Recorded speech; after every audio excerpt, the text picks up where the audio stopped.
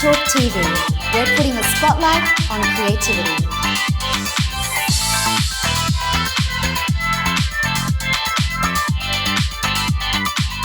Hi, I'm Karina Lawrence and you're watching Arts Talk TV. We're here at the BPAC Collective in Brisbane, which is an initiative with the Brisbane Performing Arts Challenge. We're here with BPAC's president and the creative director of their show this year on Broadway. Please welcome to the show, Rhonda, Binnie and Keith Hawley.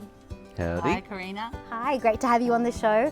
Okay, so let's get straight to the point. What has this experience been for you guys? I absolutely love doing it. I think it's rewarding in many ways. I love seeing the kids and what growth that happens with them across the board. It's not just about being a performer.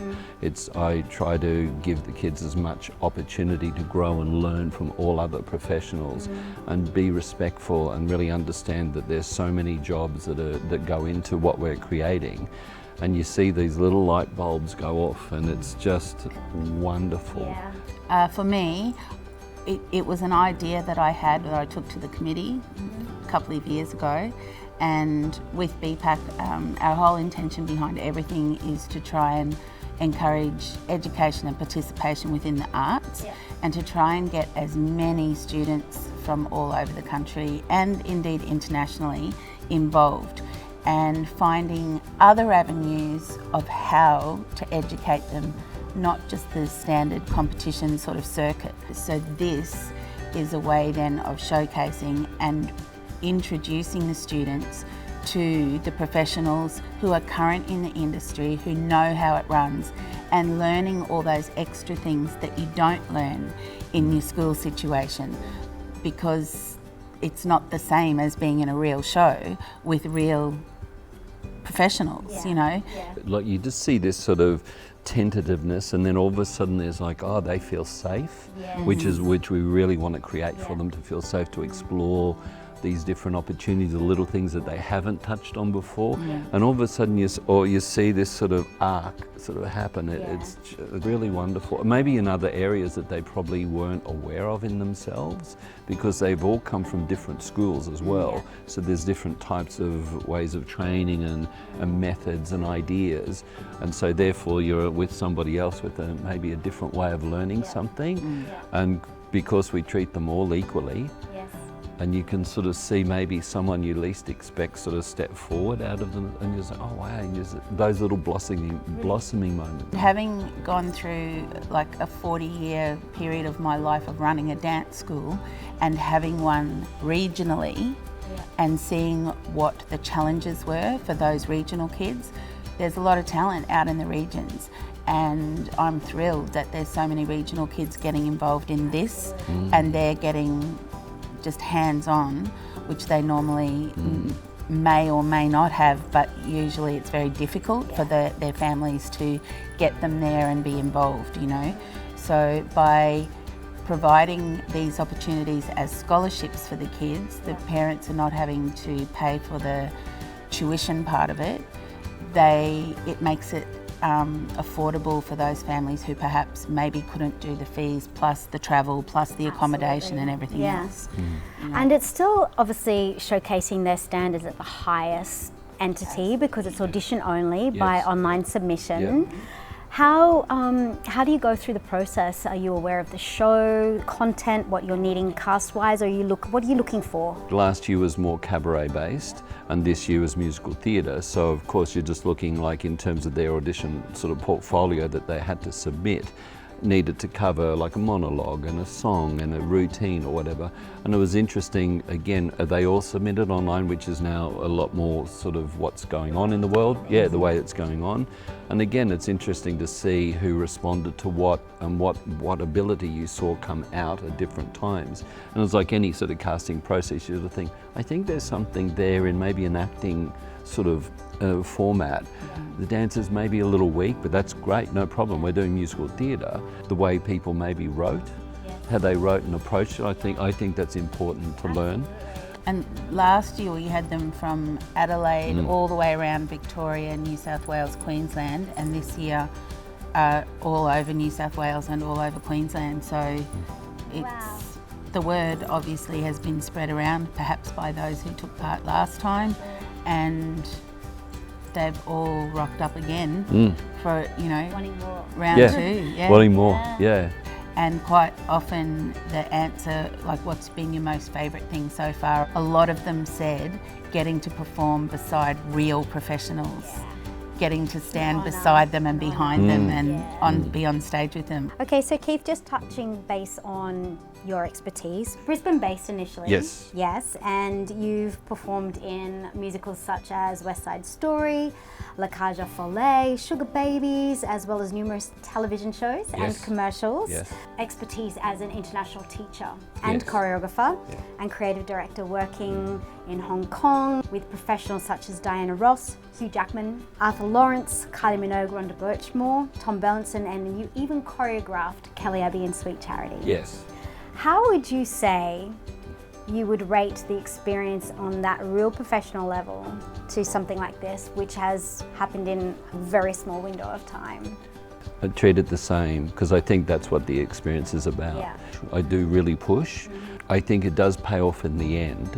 And it's like anything, if you're working with somebody, that it's through respect, acknowledgement. Okay, what can I give you? What do you give back to me? And I've always approached everything like that. And with this situation, I do exactly the same. It's no different. For the response that you get at a certain point, all of a sudden, because I refer to them as a company, they're not individual kids. As a company, you see this company form right in front of your eyes. And then when we come into the theatre, all of a sudden there's all that excitement. You can just feel them lock in with each other. And Rhonda, I know you had a background obviously as a teacher, adjudicator, and as a producer. So bringing this all together, what are the pros and cons, I guess? The aim is to try and have a different genre each year. I knew that Keith was available, and cabaret right up his scene, musical theatre, he's all over it.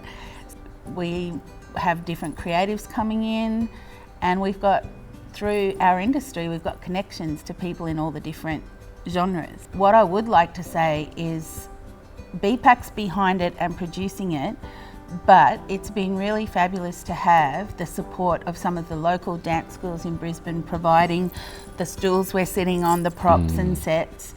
All of those things that would normally cost a lot of money and put extra, funding in the budget that you have to think about, we've been able to cover by the generous support of the local schools. And then where we're all sitting at Brisbane State High School, I'm actually an old girl of the school here, and I contacted them and said, this is what we're doing. I know the ethos of this school and they're very much behind that. And so it's been really great to have a lot of help with providing the venue and AV for the show as well at a really good standard. What has it been like for you guys to, particularly you, Rhonda, initially, because obviously this was sort of your creative concept. What's it been like to kind of see it come to life, so as to speak? I've had my moments, haven't I? The last couple of weeks I've been really emotional at different points, and I think a few of the creatives have seen me in that and it just little tiny things trigger me, and I think, oh, that's so big. It's a little tiny thing, but it's a massive achievement. To see these kids coming in and just bonding, like Keith said, they've just become a company, bonding and just getting it. Yeah. And Keith, as a creative director, to connect into the work, it's like, it doesn't just happen. Yeah. How much time, energy with the genre, research, those sorts of things, would you say goes into it? Months and months, because it's like anything from a creative process. You'll have that moment where you just think, oh, I know what to do, I know what to do. You have like a little something come, and then you get a block and you just think, this isn't right. But the block, you just think, well, the block mustn't be right then. And then all of a sudden another idea comes and that block gets removed. But it's just a process, and Rhonda and I we're always in communication. And so it just was very evolving, but it basically from September, because we've got such a short amount of time to really put it together. So like all these things, how they come in and where they're going to go and what timing of things, or the lighting, because we really have 3-hour tech, which is just crazy town. And so like everything has to be numbered and time coded, and so there's all that, but also too, does the overall arching thing, does it make sense? Is it actually entertaining? Will it touch hearts? And where's the soft, where's the flow? And and having all the other professionals working with as well. You just, because this time I'd never worked with them at all. I've known of everybody, but we just have never worked. And there's like, oh, what about, they're like, yeah, great, what about this? And we're exchanging ideas, and it's in front of the kids. We don't hide anything. Because I think it's important. I loved watching my directors and stuff, and I'd always listen, and what are they talking about, and what are their ideas? Oh, okay, why? That's interesting. I think the beautiful thing about that is it's educating you, because, you know, even as you transition, say, from having a career and you mature and you think, well, what else can I contribute? Or if, you know, the course of your career takes a different stepping stone. Yes.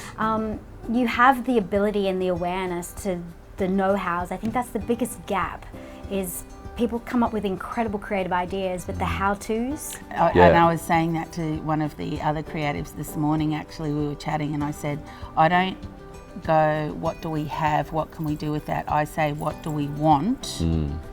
Now how can we get from here to there? What process do we need to do to get there?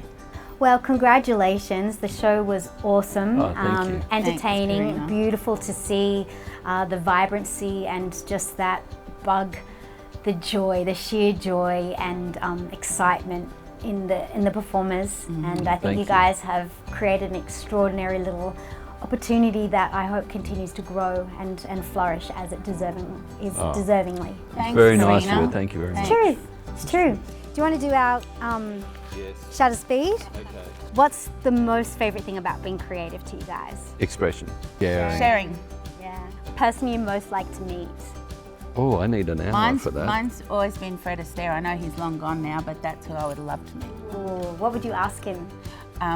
Why he always insisted, I know I've read this many times, but he always used to insist that every dance routine had to be shot in one take. I love that. It couldn't be edited, it had to be done in one take. And I know there must be a technical reason behind that, and I know how much I love watching it, so that's always intrigued me. All right, Keith, come up with anyone? Guy Libertaire from Cirque du Soleil. Oh, wow. What would you ask? How do you process your mind, and how do you delegate? Wow. Oh, that's a good one. Yeah, that'd be an interesting response. Good, wouldn't it? yeah. Okay, if you had to label creativity with a colour, what colour would you choose? Blue. Blue. Wow, really? Blue. What would you miss most about the arts? Everything. Yeah. Yeah, passion. Exist. Yeah. Just Breath. it's just yeah. Purpose, life. Purpose. Actually, purpose. Yeah. In one word, what does the arts mean to you? Oh, love. I said, you asked me this once before when you interviewed me, and I said love, and that's exactly what came to my mind as well. Yeah. Well, guys, again, congratulations for such a successful second-year season, and I wish you more and many years to provide these wonderful opportunities to up-and-coming artists. Thanks, Thank you Karina. very much. Thanks so much Thank for being you. here.